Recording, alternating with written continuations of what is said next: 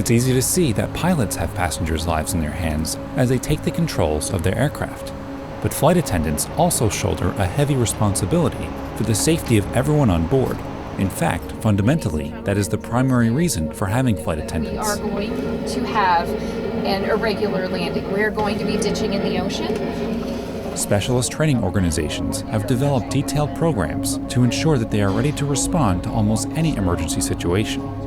And it's important that this training is repeated to ensure that they remain confident and competent to respond when needed. It makes me feel better every time I do it. I remember coming to FACS for the first time and how nervous I was, the entire class. Every day, and the initial is 5 days, and every aspect of it just made my stomach turn. And every time I come back, it gets more familiar.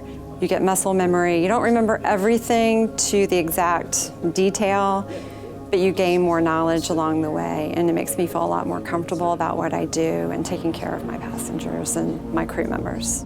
Flight crew can now be trained in almost any aspect of emergency medical response, so that they are ready to identify if a passenger or colleague is unwell and be able to respond to situations that might require CPR or some other assistance.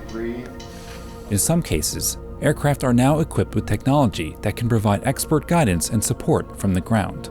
We can get blood pressure, we're going to get our oxygen saturation. We have a glucometer in here that'll get our sugar level also. So the doctor's getting all this information.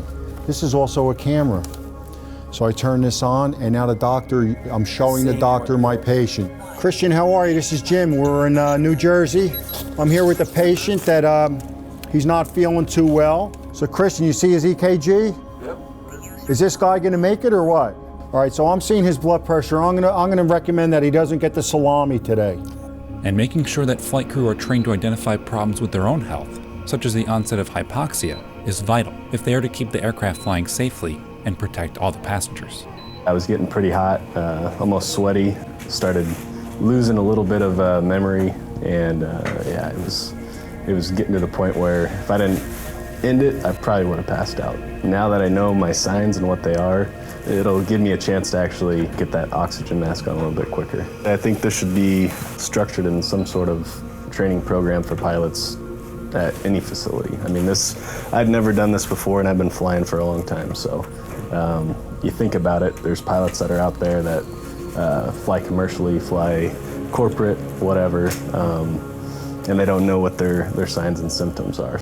But where the flight crew's training really comes to the fore is in the unlikely event of a full-blown emergency, such as decompression, Put on your mask, breathe normally. a fire in the cabin, a crash landing,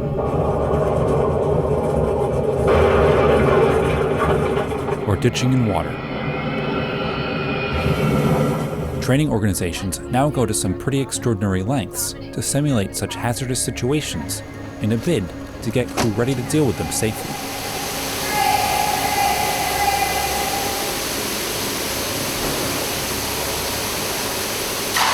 As with some of the most sophisticated equipment on an aircraft, solid emergency training is developed and produced for situations that more than likely will never happen, but which operators only have one chance to get right if they do.